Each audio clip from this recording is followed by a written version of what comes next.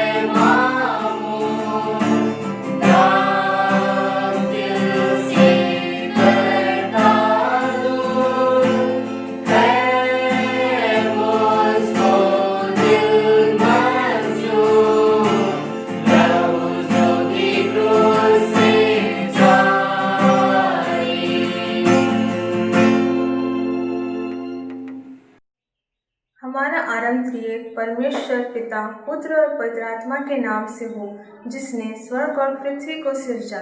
आमीन। अब हम परमेश्वर की 10 आज्ञा को उच्चारण करके यूँ कहें। परमेश्वर तेरा ईश्वर मैं हूँ, किसी दूसरे को ईश्वर मत मान, किसी प्रकार की मूर्ति पूजा मत कर। परमेश्वर अपने ईश्वर का नाम अकारण मत ले, क्योंकि उसको जो उसका नाम अकारण लेता है निर्दोषी न ठहराएगा। विश्राम वार को पवित्र रखने के लिए मत भूल। अपने माता पिता का आदर कर, जिससे तेरा भला हो और इस पृथ्वी पर तेरा जीवन अधिक होए। मनुष्य हत्या मत कर, व्यभिचार मत कर, चोरी मत कर, अपने पड़ोसी पर झूठी साक्षी मत दे और अपने पड़ोसी के घर और उसके परिवार का लालच मत कर। आमीन। हे परमेश्वर, मेरे अंदर एक शुद्ध मन उत्पन्न कर और एक स्थिर आत्मा मुझ में डाल। मुझे अपने आगे से निकाल न दे और अपना धर्मात्मा मुझसे अलग न कर। प्रभु हम पर दया कर।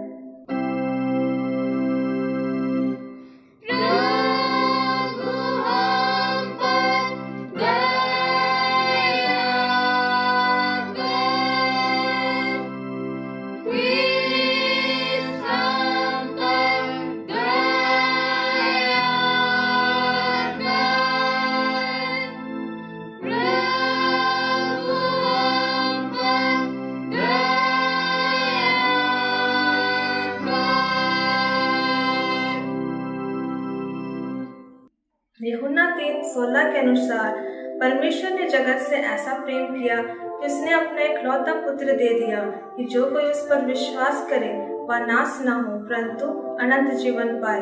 हालेलुया।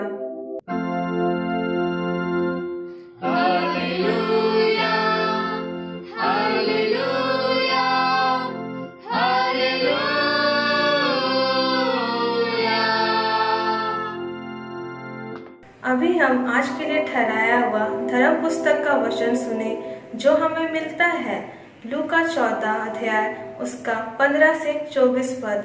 लूका 14 अध्याय 15 से 24 पद।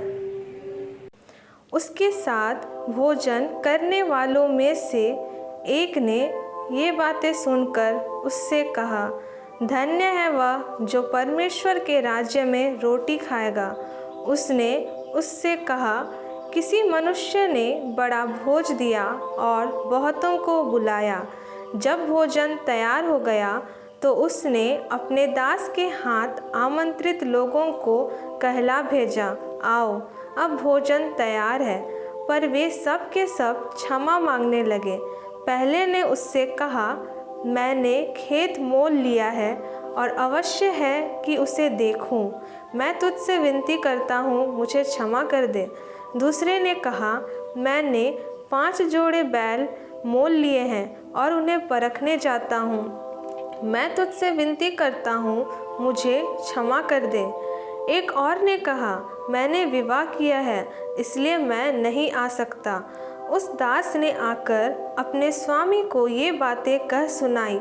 तब घर के स्वामी ने क्रोध में आकर अपने दास से कहा, नगर के बाजारों और गलियों में तुरंत जाकर कंगालों, टुंडों, लंगड़ों और अंधों को यहाँ ले आओ। दास ने फिर कहा, हे स्वामी, जैसा तूने कहा था वैसा ही किया गया है और फिर भी जगह है। स्वामी ने दास से कहा, सड़कों पर और बाड़ों की ओर जा और लोगों को विवश करके ले आ, ताकि मेरा घर भर जाए। क्योंकि मैं तुमसे कहता हूँ कि उन आमंत्रित लोगों में से कोई मेरे भोज को ना चखेगा। आमीन। अब हम समस्त क्रिस्तानी कलीसिया के संग मिलकर अपने महापवित्र विश्वास को मान लेकर यूँ कहें, मैं विश्वास करती हूँ परमेश्वर पिता पर जो स्वर्ग और पृथ्वी का सर्वशक्तिमान सृजनहार है, और उसके इकलौते पुत्र अपने प्रभु यीशु ख्रिस्त पर जो पवित्र आत्मा से गर्भ में आया, कुंवारी मरियम से उत्पन्न हुआ, पुन्तियुस पिलातुस की आज्ञा से दुख उठाया, क्रूस पर चढ़ाया गया, मर गया और गाड़ा गया, पाताल में उतरा, तीसरे दिन मृतकों में से जी उठा, स्वर्ग पर चढ़ गया और परमेश्वर शक्तिमान पिता के दाहिने हाथ बैठा है, जहाँ से वह जीतों और मृतकों का विचार करने को फिर आवेगा। मैं विश्वास करती हूँ पवित्र आत्मा पर, एक ही पवित्र क्रिस्तानी कलीसिया, पवित्रों की संगत पर, पापों की क्षमा, देह के छूटने और अनंत जीवन पर। आमीन।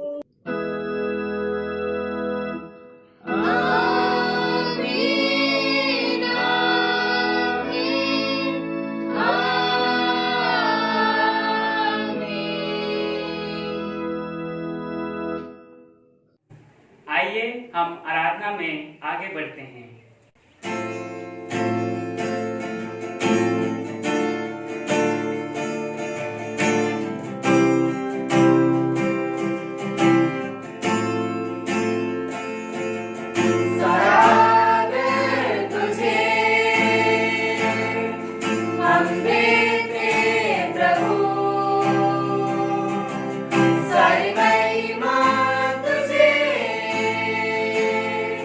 हम देते यीशु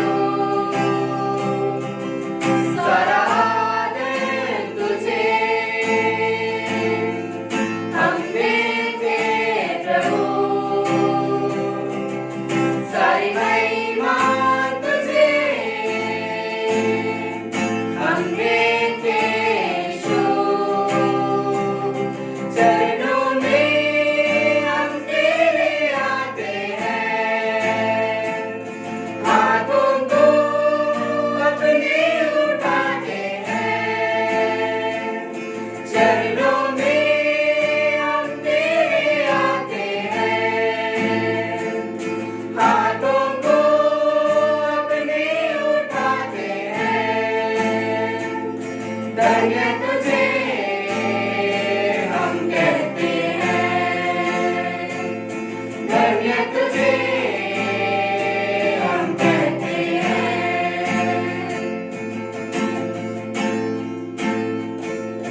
मार्ग भी तू, सत्य भी तू,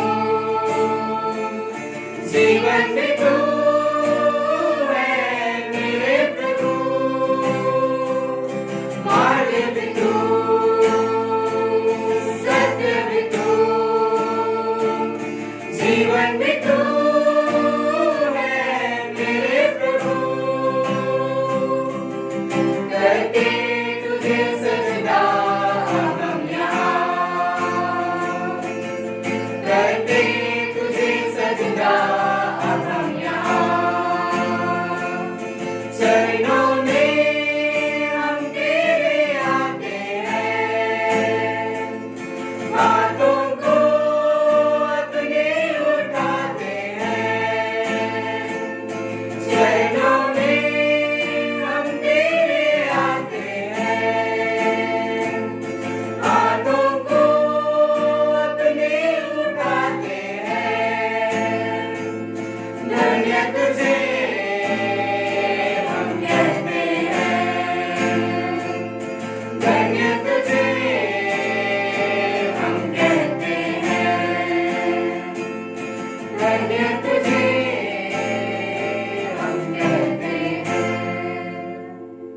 इस सर्वशक्तिमान पिता परमेश्वर, हम इस मसीह के नाम से प्रभु आपके सामने आते हैं। प्रभु जी, हम आपकी आराधना स्तुति आपकी तारीफ करते हैं। पिता परमेश्वर, इस समय देख रहे हैं हर एक भाई बहनों को प्रभु जी आप आशीर्वाद कीजिए, ताकि हर एक लोग पिता आपकी आराधना स्तुति प्रभु जी अपने घरों में पिता जहाँ भी हैं सही से करने पाए, और प्रभु जी वे आपके नाम के गवाह बनने पाए। प्रभु हर एक बच्चों को आप ज्योति के नहीं इस्तेमाल करना, आदि और अंत बनकर प्रभु जी हम सबको संभालना, ताकि हम जीवन में पिता आपकी महिमा स्तुति करते हुए अपने जीवन को व्यतीत करने सारी महिमा आदर गौरव प्रशंसा आपको समर्पित करते हैं और विनती प्रभु यीशु मसीह के नाम से मांगते हैं। सुनिए और स्वर्ग के राज्य में स्वीकार करिए। आमीन।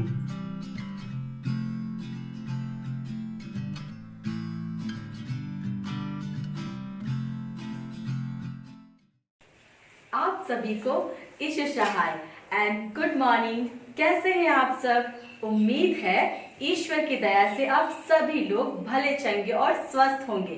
तो इस समय मैं आप सबको बाइबल की एक कहानी बताना चाहती हूँ, जो हमें मिलता है दूसरा राजा 5 अध्याय का 1 से लेकर 14 पद तक में। आप सभी अपने जगह में बाइबल खोल करके इस अध्याय को निकाल सकते हैं।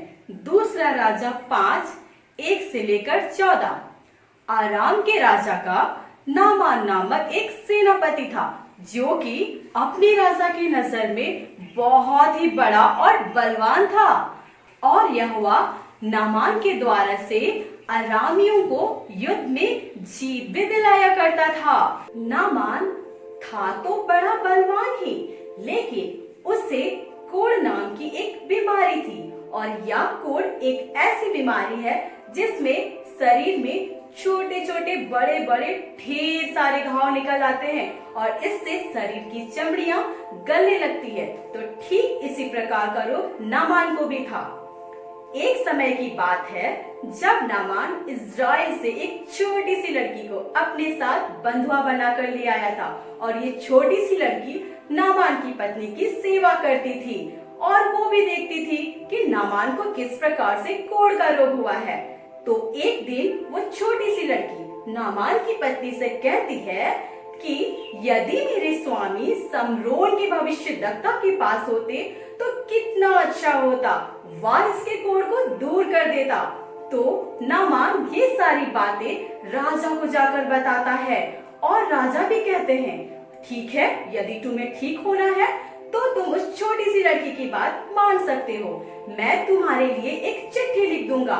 तो दूसरे ही दिन नामान उस चिट्ठी और 10 किक्कार चांदी, मतलब कि लगभग 70 किलोग्राम चांदी और 6000 टुकड़े सोने के और 10 जोड़े कपड़े अपने साथ लेकर के इज़राइल देश को चला जाता है और इज़राइल देश पहुंचकर वहां के राजा को वो चिट्ठी दिखाता है। यहाँ पर हम 2 राजा को पाते हैं, पहला आराम का राजा और दूसरा इज़राइल का राजा। आराम के राजा ने चिट्ठी में ये लिखा था कि मैं अपने नामान नामक एक सेनापति को तुम्हारे पास भेज रहा हूँ जिसको कोढ़ का रोग है, तो तुम इसके कोढ़ को दूर कर देना। यहाँ इज़राइल का जो राजा रहता है वो जैसे ही चिट्ठी पढ़ता है गुस्से से बिल्कुल लाल हो जाता है और गुस्से में आकर अपने वस्त्र फाड़ देता है और चिल्लाकर कहने लगता है कि क्या मैं मारने वाला या जिलाने वाला परमेश्वर दिखता हूँ, क्योंकि लोगों को चंगा करने का काम तो केवल ईश्वर कर सकते हैं। तो इस बात पर वो बहुत गुस्सा होता है और ये सोचने लगता है कि कहीं आराम के राजा को मुझसे लड़ाई तो नहीं करनी है, वो लड़ाई करने के लिए तो ये बहाना नहीं ढूंढ रहा है, वो ऐसा सोचता है। तब इज़राइल में परमेश्वर के एक भक्त भी रहते थे जिनका नाम था एलीशा नबी। तब एलीशा नबी को ये सारी बातें मालूम होती है कि किस प्रकार से राजा अपने वस्त्र फाड़ रहा है और किस प्रकार से वह गुस्से में लाल हो गया है। तब एलीशा नबी कहते हैं कि नामान को ये बात बतानी होगी कि सचमुच इज़राइल में परमेश्वर का कोई भविष्यद्वक्ता है जो कि उसके कोढ़ को बिल्कुल दूर कर सकता है। तब नामान को भी एलीशा नबी के विषय में सारी बातें मालूम होती है और नामान अपने घोड़े और अपने सेवकों के साथ एलीशा नबी के पास पहुंच जाता है और आकर उसके द्वार पर खड़ा हो जाता है। तब एलीशा नबी अपने दूत से उसे ये कहने को भेजते हैं कि जाओ उसे कह दो कि जाकर यरदन नदी में डुबकी लगा ले। क्या आप सबको पता है कि एलीशा नबी ने कितनी बार डुबकी लगाने को कहा था? क्या 1 बार, क्या 2 बार या फिर 3 बार? नहीं, पूरे के पूरे 7 बार डुबकी लगाने को कहा था। अब यहाँ नामान गुस्से से लाल हो जाता है क्योंकि उसे लगा था कि एलीशा नबी आएंगे और उसके घावों को छू करके परमेश्वर से उसकी चंगाई के लिए प्रार्थना करेंगे, लेकिन यहाँ ना तो एलीशा नबी उससे प्रार्थना करने को आते हैं और ना ही उससे मिलने को आते हैं। तो इस बात पर नामान बहुत गुस्सा होता है। यदि आपके साथ भी ऐसा होता तो आप सबको भी बुरा लगता ना, तो बिल्कुल इसी प्रकार नामान को भी बुरा लगा और वह वहां से जाने लगा और ये सोचता गया कि हमारे देश में भी तो इतनी अच्छी अच्छी नदियां हैं, यदि मुझे डुबकी ही लगाना था तो क्या मैं अपने देश की नदियों में डुबकी नहीं लगा लेता, यहाँ इतनी दूर क्यों आता। तब इस बात पर नामान के सेवक नामान से कहते हैं कि गुरुजी, आपको तो कोई छोटा सा ही काम कहा गया है, आपको तो बस जाकर यरदन नदी में 7 बार डुबकी लगानी है। यदि वो आपसे कहते सोने लाओ, चांदी लाओ या फिर किसी पशु की बलि चढ़ाओ, तो ये भारी काम आप नहीं करते क्या? क्योंकि हम अक्सर देखते हैं लोग चंगे होने के लिए कितने सारे पैसे खर्च कर देते हैं ना। तो यहाँ इसलिए सेवक भी उससे कहता है कि आपको कोई भारी काम नहीं कहा गया है, आपको तो बस यरदन नदी में 7 बार डुबकी लगाना है, लगाकर देखिए क्या हो जाएगा। तब नामान भी अपने सेवक की बात मानता है और यरदन नदी में डुबकी लगाता है। जैसे ही वो 1 बार डुबकी लगाता है कुछ भी नहीं होता है, दूसरी बार डुबकी लगाता है तो भी कुछ नहीं होता है, तीसरी बार डुबकी लगाता है तो भी कुछ नहीं होता है और इस प्रकार वह 4 बार, 5 बार, 6 बार डुबकी लगाया, फिर भी कुछ नहीं हुआ। जैसे ही वह 7वीं बार पानी में डुबकी लगाया और डुबकी लगाकर जैसे ही वह बाहर आया, उसके सारे कोढ़ दूर हो गए। ना घाव था और ना ही घाव के दाग। उसका शरीर बिल्कुल छोटे से लड़के का सा हो गया। छोटे से लड़के मतलब बिल्कुल आप सबके जैसे। बच्चों की चमड़ियां कितनी नरम और कितनी मुलायम होती है ना, तो बिल्कुल ऐसा ही नमान का शरीर भी हो गया और वह बहुत खुश हुआ। तो इस कहानी से हमें 3 बातें सीखने को मिलती है। पहला, वो छोटी सी लड़की, वो छोटी सी लड़की की तरह ही आप सबको भी बनना है। आप सबको भी यहोवा की बातें सबको बतानी है। और दूसरा, हम कभी भी परमेश्वर के बराबर नहीं हो सकते। यहाँ इज़राइल का जो राजा था वो भी बहुत महान था, लेकिन उसने परमेश्वर के सामने खुद को नीचा दिखाया।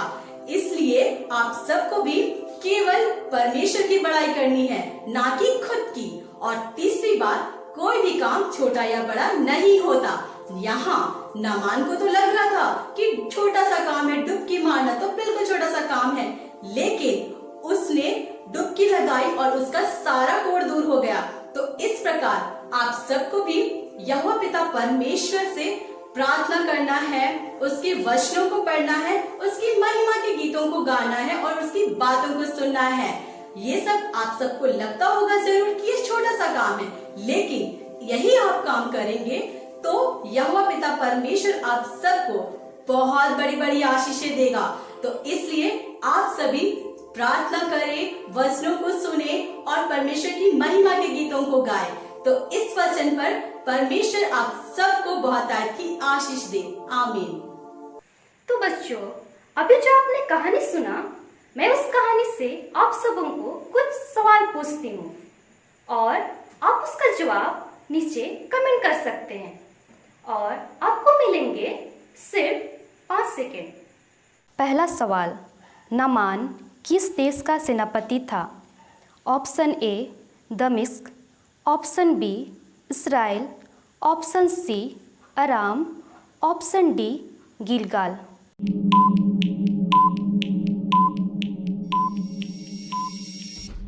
सही जवाब है ऑप्शन सी अराम। दूसरा सवाल है, नामान को कौन सा रोग था? ऑप्शन ए लकवे, ऑप्शन बी मिर्गी, ऑप्शन सी कोढ़, ऑप्शन डी सूखे हाथ का रोग।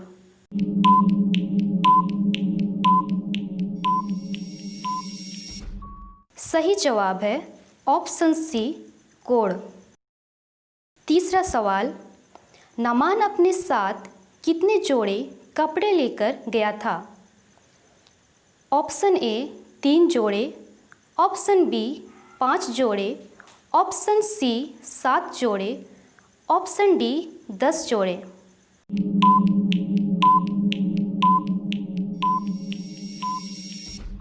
सही जवाब है ऑप्शन डी 10 जोड़े। चौथा सवाल, नामान ने किस नदी में डुबकी लगाई? ऑप्शन ए अबाना नदी, ऑप्शन बी परपर नदी, ऑप्शन सी नील नदी, ऑप्शन डी यर्दन नदी।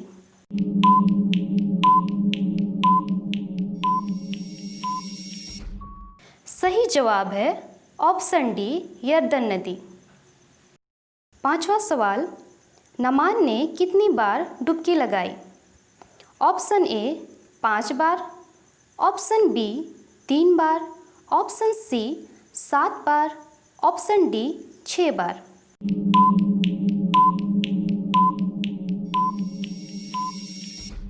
सही जवाब है ऑप्शन सी 7 बार। प्रियो, अभी जो आपने कहानी सुना उससे संबंधित एक्शन सॉन्ग करना चाहेंगे? तो चलिए।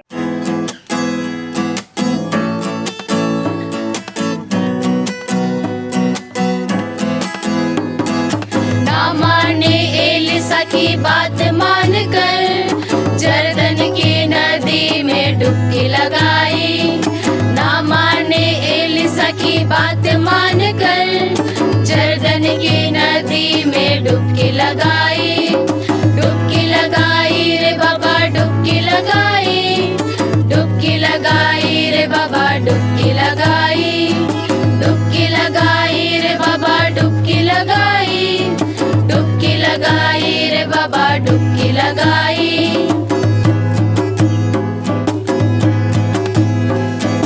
एक नहीं दो नहीं तीन चार पाँच, पाँच नहीं छः नहीं सात बार लगाई। एक नहीं दो नहीं तीन चार पाँच, पाँच नहीं छः नहीं सात बार लगाई। डुबकी लगाई रे बाबा डुबकी लगाई, डुबकी लगाई रे बाबा डुबकी लगाई। डुबकी लगाई रे बाबा डुबकी लगाई, डुबकी लगाई रे बाबा डुबकी लगाई।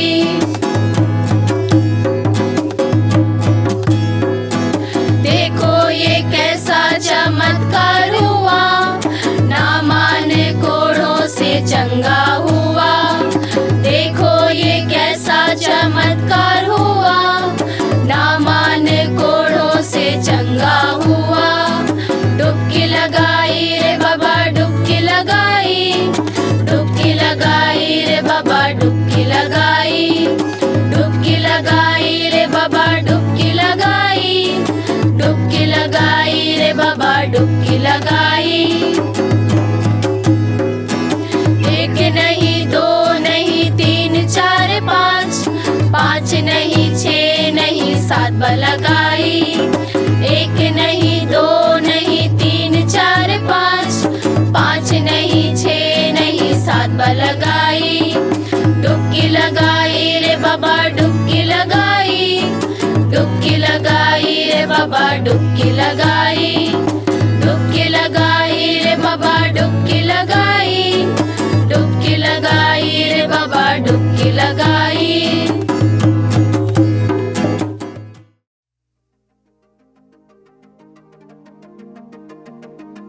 यीशु सहाय पार्ट 2 के इस सेशन में आप सबों का स्वागत है। इसके पहले कि हम आगे बढ़े, आइए एक गीत सुनते हैं।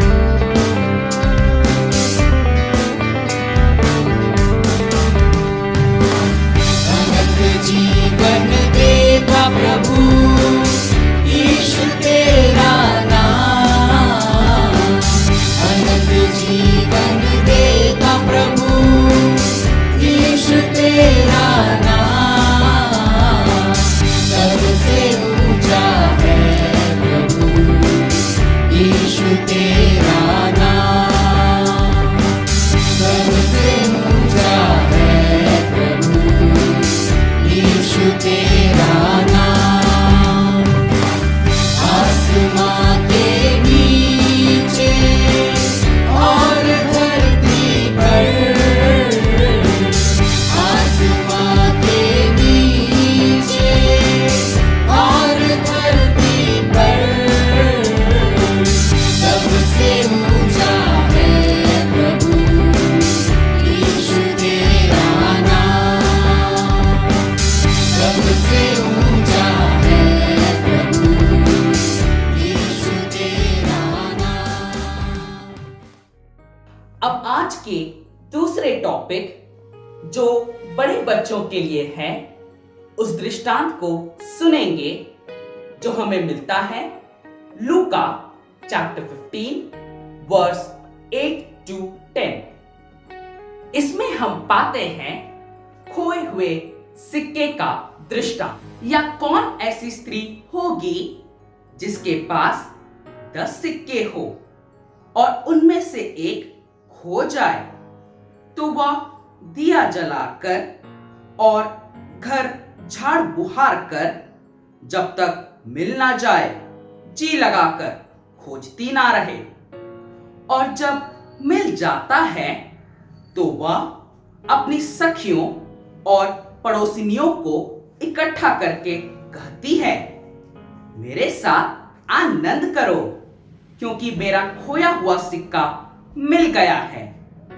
मैं तुमसे कहता हूं कि इसी रीति से एक मन फिराने वाले पापी के विषय में परमेश्वर के स्वर्गदूतों के सामने आनंद होता है। यहां तक आमीन। तो मेरे प्रियो, जैसे कि हम जानते हैं कि हमारे प्रभु यीशु ख्रिस्त विभिन्न दृष्टांतों के माध्यम से हमें शिक्षा देते हैं, तो इस वचन में भी एक दृष्टांत के द्वारा हमें कुछ समझाने का प्रयास किया गया है। तो आइए उस दृष्टांत को हम सुनते हैं। एक समय की बात है, एक स्त्री के पास 10 गोल्डन कॉइन यानी 10 गोल्डन सिक्के थे। वो उन 10 सिक्कों को बहुत संभाल कर रखती थी और वह हर दिन उन सिक्कों को देखकर बहुत खुश होती थी। लेकिन एक दिन अचानक ही उसका एक गोल्डन सिक्का गुम हो जाता है, खो जाता है। जैसे कि कभी कभी हम लोगों की भी कुछ चीजें जैसे कि चाबी, पर्स, बुक्स या कोई इंपॉर्टेंट डॉक्यूमेंट्स घर पर ही खो जाते हैं, तो हम सब बहुत परेशान हो जाते हैं और सब काम छोड़कर उसे खोजने में लग जाते हैं। ठीक उसी तरह वह स्त्री भी अपने 9 सिक्कों को छोड़कर उस एक सिक्के को खोजने में लग जाती है। कभी वह झाड़ू लगाती है, तो कभी वह पर्दों को हिलाती, कभी वो अपने सोफे और बेड के नीचे झांकती है, तो कभी वो अलमारी में चेक करती है। फिर भी उसे वह सिक्का नहीं मिल पाया। लेकिन जैसे कि हमने इस दृष्टांत में देखा कि वो हार नहीं मानती और खोजते खोजते सुबह से दोपहर हो गई, दोपहर से शाम हो गई और अंधेरा छाने लगा, और तब वह दिया जलाकर उसकी रोशनी से उस सिक्के को खोजती रही। एंड फाइनली बहुत मेहनत के बाद उसको उसका खोया हुआ सिक्का मिल जाता है। जिस तरह कड़ी मेहनत करने के बाद जब हम एग्जाम में अच्छे मार्क्स से पास हो जाते हैं तो क्या हम एक कोने में चुपचाप बैठ जाते हैं?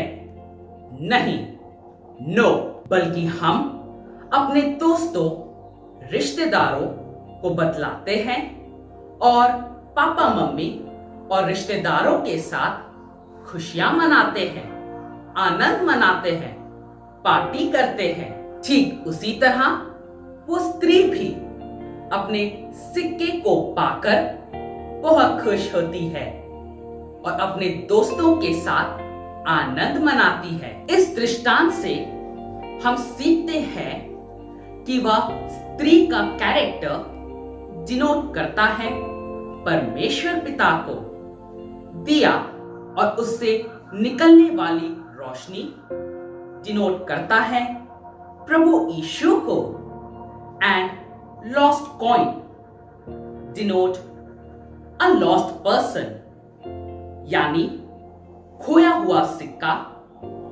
भटके हुए लोगों को दर्शाता है। आज हम लोग भी इस जीवन रूपी रेस में दौड़ रहे हैं।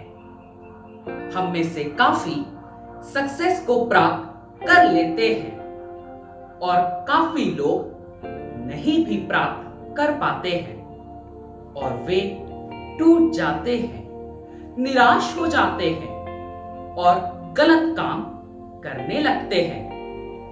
साथ ही नशे के आदी भी हो जाते हैं या कहे खो जाते हैं। कभी कभी ऐसा भी होता है कि कुछ लोग अच्छे संगति में रहते हैं, संडे स्कूल और चर्च भी जाते हैं, तब भी वे गलत काम करते हैं और प्रभु की संगति से दूर रहते हैं। लेकिन आज हमें यह जानने की जरूरत है कि जिस तरह वो स्त्री उस खोए हुए एक सिक्के को नहीं भूलती है, पर उस एक सिक्के को लगातार खोजती रहती है, उसी तरह हमारे परमेश्वर पिता भी हमें कभी नहीं भूलते। आज वो हर खोए हुए लोगों को पुकार रहे हैं, खोज रहे हैं। जैसे हम याकूब चैप्टर 5 वर्सेस 19 to 20 में पाते हैं, यदि तुम में कोई सत्य के मार्ग से भटक जाए और कोई उसको फेर लाए तो वह एक प्राण को मृत्यु से बचाएगा और अनेक पापों पर पर्दा डालेगा। साथ ही जब हम मनुष्य पापों में खोए हुए रहते हैं, तब हम सबके जीवन में अंधकार छा जाता है। तब हमारे प्रिय यीशु ज्योति की तरह हमें सही रास्ता दिखाते हैं। जैसे हम यूहन्ना चैप्टर 8 वर्स 12 में पाते हैं, जगत की ज्योति मैं हूं, जो मेरे पीछे हो लेगा वह अंधकार में ना चलेगा परंतु जीवन की ज्योति पाएगा। मेरे प्रियो, मनुष्यों को परमेश्वर ने बनाया और उसे आदन की वाटिका में रखा, जहां हर तरह की सुख सुविधाएं उपलब्ध थी। लेकिन शैतान के बहकावे में आकर उसने परमेश्वर की आज्ञा का उल्लंघन किया और भले बुरे ज्ञान के वृक्ष का फल खाया और पाप में गिर गया और आदम की वाटिका से निकाला गया। मनुष्य जब तक परमेश्वर की आज्ञा का पालन करता है, वह अच्छी जगह में रहता है, पर जब वह परमेश्वर की आज्ञाओं को नहीं मानता तो वह पाप में गिर जाता है। जब सिक्का गिरकर गुम हो गया तो वह अपने आप कुछ नहीं कर सकता था। उस स्त्री को उसे ढूंढना पड़ा। उसी तरह जब हम पाप में गिर जाते हैं तो हम भी कुछ नहीं कर सकते। परमेश्वर ही हमारा उद्धार कर सकता है। इसके लिए हमें अपने पापों से पश्चाताप करना होगा, अपने पापों से मन फिराना होगा, बुरी बात, बुरी आदत एवं बुरी संगति को छोड़ना होगा। तब पुनः परमेश्वर हमें अच्छे स्थान में, अच्छी जगह में बैठाएगा, क्योंकि वह हम सबों से बहुत प्रेम करते हैं। जैसे कि हम पहला यूहन्ना चैप्टर 4 वर्स 16 में पाते हैं। परमेश्वर प्रेम है और जो प्रेम में बना रहता है वह परमेश्वर में बना रहता है और परमेश्वर उसमें बना रहता है। तो अगर हम खोए हुए हैं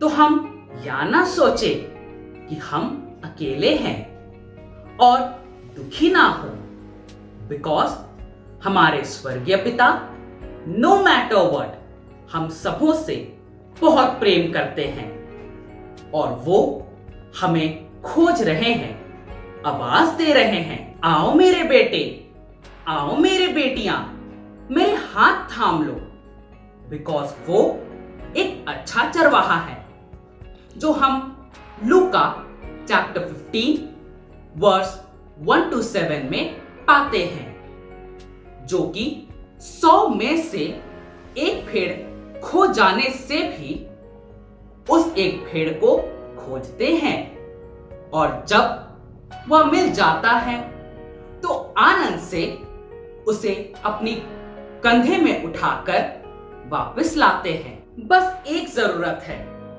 उनकी पुकार सुनकर उनके संगी बनने का और अपने जीवन में उन्हें स्थान देने का। और क्या आप जानते हो कि जब ऐसा होगा तो स्वर्गीय पिता हमें नए वस्त्र, नई अंगूठी और पांव में नए जूते देंगे और स्वर्ग पर स्वर्गदूत आनंद मनाएंगे। जैसे कि जब उड़ाऊ पुत्र घर लौटता है तब उसका पिता आनंद मनाता है कि उसका खोया हुआ पुत्र उससे वापस मिल गया है। मेरे प्रियो, क्या आपने अपनी आशा, उम्मीद और अपने विश्वास को खो दिया है? So there is an assurance that our loving Father, the Good Shepherd, want to give you today. He loves you and वह रुचि रखते हैं कि आपको आपके भटके हुए मार्ग से खोजकर अपने पास वापस ले आए। प्रभु इस वचन से हम सबों को बहुत की आशीष दे। आइए हम प्रार्थना करें। हे सर्वशक्तिमान ईश्वर, दिन दयालु पिता परमेश्वर, एक बार पुनः आपको धन्यवाद देते हैं कि YouTube के ऑनलाइन चर्च सर्विस के माध्यम से आपकी स्तुति, महिमा एवं वचनों की संगति को प्राप्त करने का मौका मिला है। पिता, प्रार्थना करते हैं प्रत्येक यूथ एंड संडे स्कूल के बच्चों के लिए कि सबों पर आप अपनी कृपा दृष्टि रखें और खोने एवं गलत रास्ते में जाने से बचा लीजिए। प्रभु, हम सबों को आप अपनी बाहों में समेटे रखिए, हमें थाम लीजिए और अपने मार्ग में ले चलिए। जीवन की सभी चुनौतियों का सामना करने के लिए बुद्धि दीजिए, उत्तम स्वास्थ्य देकर सक्षम जीवन प्रदान कीजिए। विनती आपके प्रिय पुत्र यीशु ख्रिस्त के नाम से मांगते हैं, सुनिए और दया से ग्रहण करिए। आमीन। आइए इस वक्त हम और एक गीत सुनेंगे।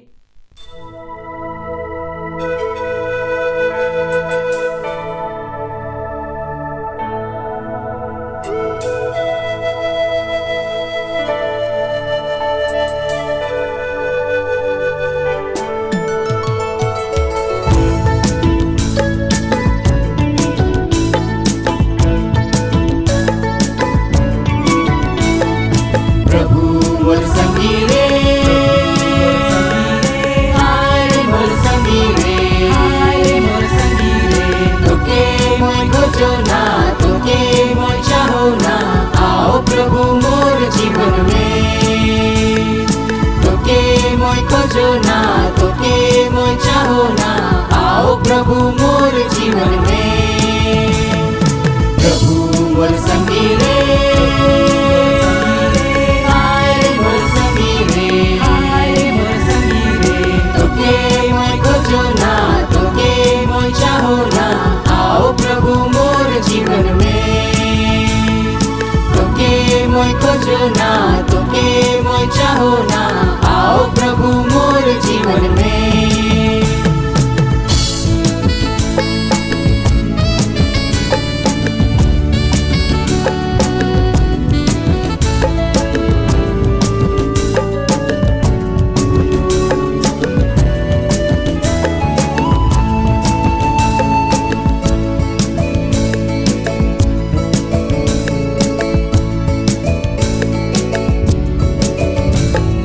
आकाश के देखो ना, तारे गन के देखो ना, हो तोरे आइत आवे मोके रे।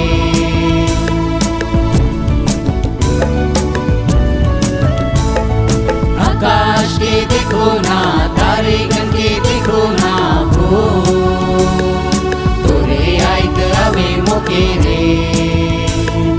तोरे आइत आवे मोके रे,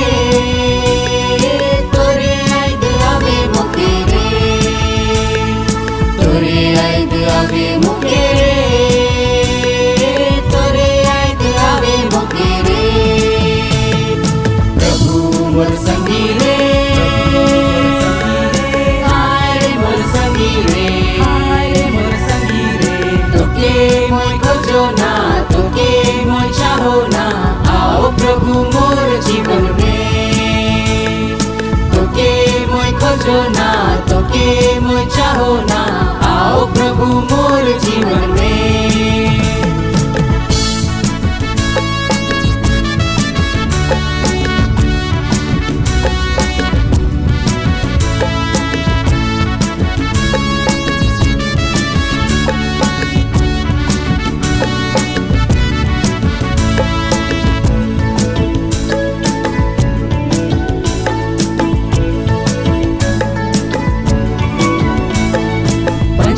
भी गावे गीत, नदी भी गावे गीत रे, तोरे गीत गावे सोरे रे।